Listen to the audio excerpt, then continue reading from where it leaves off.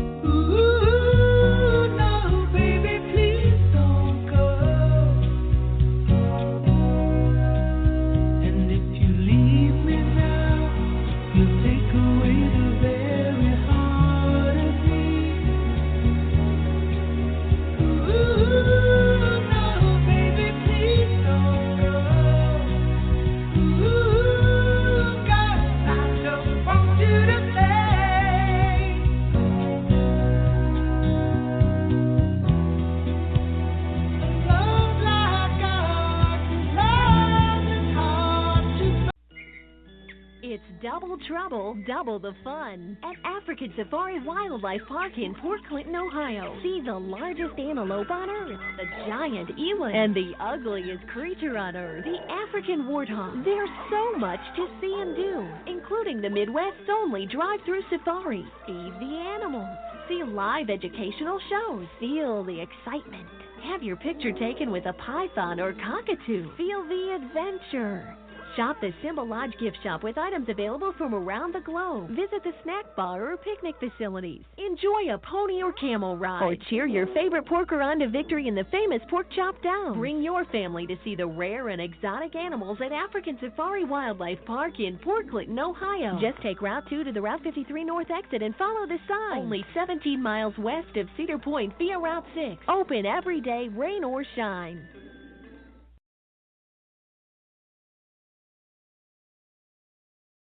When you don't go to Geico.com, car insurance can be confusing. Like Swedish techno confusing. Bark, bark, meow, meow. Dance with me, purple cow. Bark, bark, meow, meow. Ooh, you lovely cow. Geico makes it easy. With 24/7 access, all you have to do is go to geico.com and you can save money on car insurance. It just makes sense. Unlike, Dance with me, purple cow. I like your moves. When you don't go to geico.com, car insurance can be hard. Like early 90s heavy metal hard. I'm yelling and screaming, and I'm loud. Roar. Geico makes it easy. You can review and update your policy or report a claim on geico.com or the Geico mobile app. Because shouldn't we all have a little less stress in our lives? I'm not even upset about anything.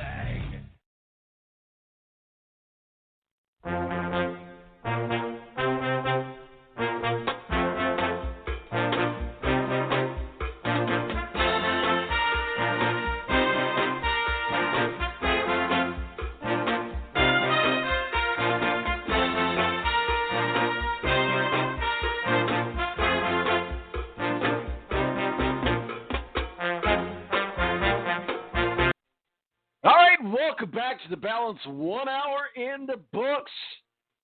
Thank you, Matthew Embury, WSBT up in South Bend, our official IndyCar contributor, but also joined us to talk some Notre Dame football and college football.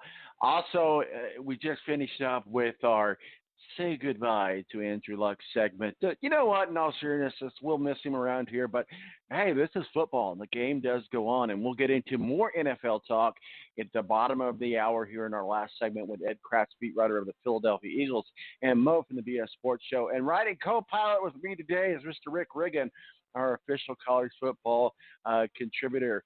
Rick, are we ready to get into this? Are we ready to make it happen? Always ready for college football. Week 1, buddy. Let's do it. All right, I'm going to give you 1 minute. Go hot take on me, the college football top 25 hot takes. What say you? Oh, sorry. I was on mute there. See, I did what you did. You do this sometimes. I was coming in hot, and I was on mute. I muted myself. As you all ready to go. All right, let's start this over. Hot Take City. We'll create a whole segment. 60 seconds. Go ahead. Hot Takes College Football Top 25. So my hot take is, believe it or not, with Trevor Lawrence and his dominance at Clemson, what Clemson is doing right now, my hot take is that Tua is actually the underdog this year. Can you believe that? Yeah, Tua. They got destroyed in the national championship game. Trevor Lawrence is just a sophomore. He's not slowing down. He's got another year to go in college. Like, he's going to be a thorn in everybody's side for the next 2 years, this season and next, before he can move on to the NFL. So my hot take is that actually Tua, as great as he is actually the underdog. He's behind Trevor. So Tua being the underdog is my hot take. Tua being the underdog. Ain't that crazy? Well, I guess I was going to say you didn't really say anything about Alabama, but right. Well, speaking of Tua, what are your thoughts? If you're comparing the two quarterbacks, Tua is actually the underdog here. Well, since you brought up Tua, what are your thoughts about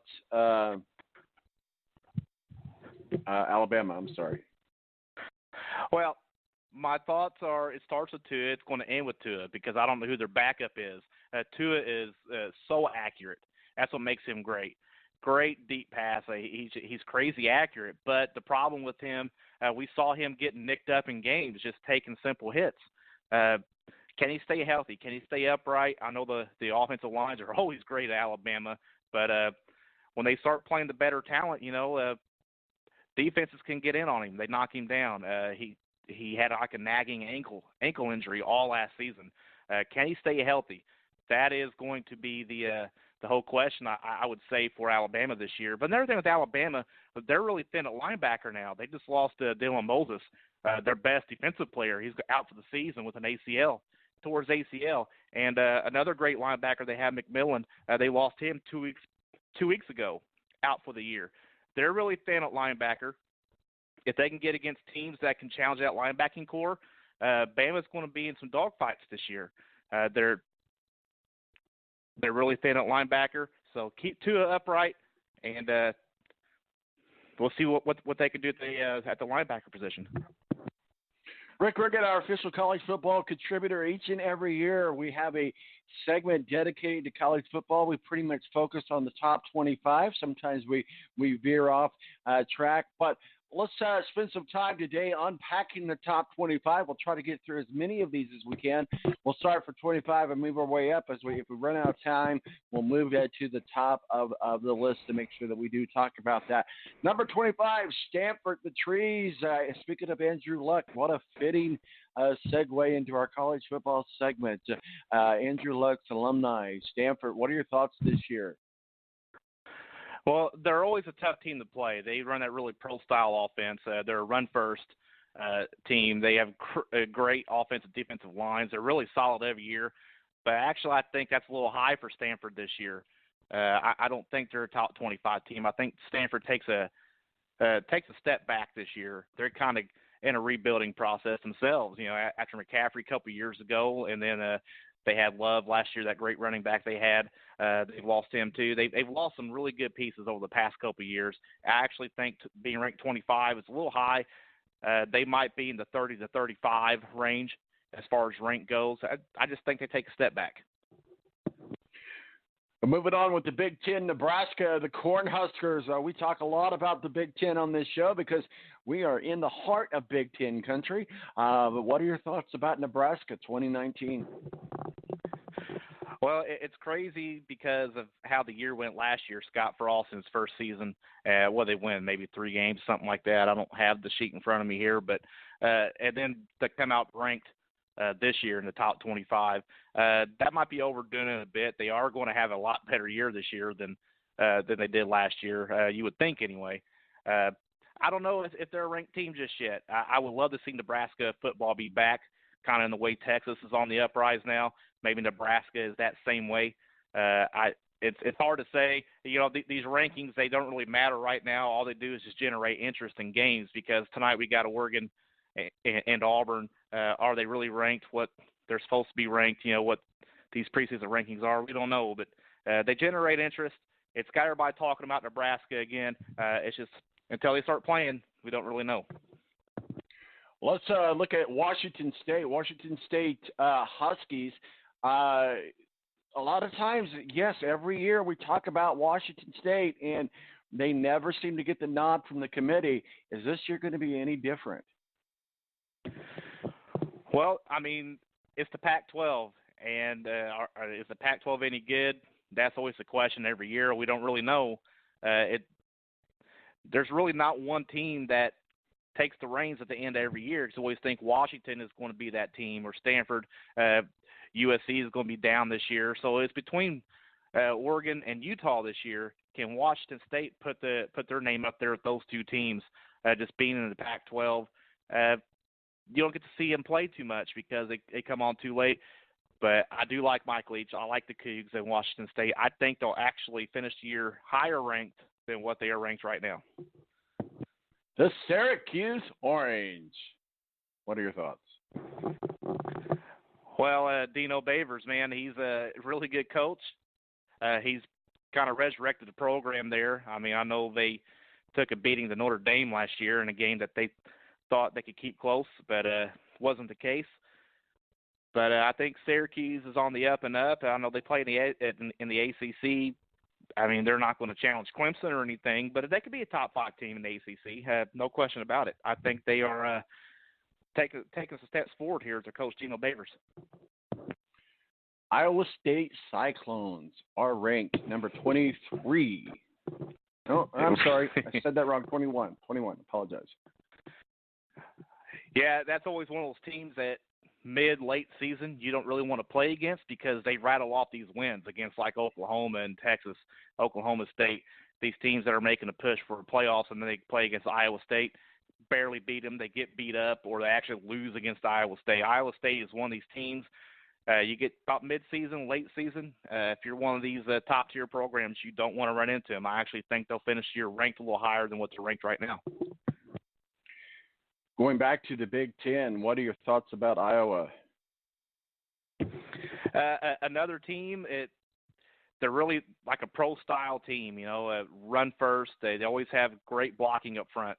They get the run game going.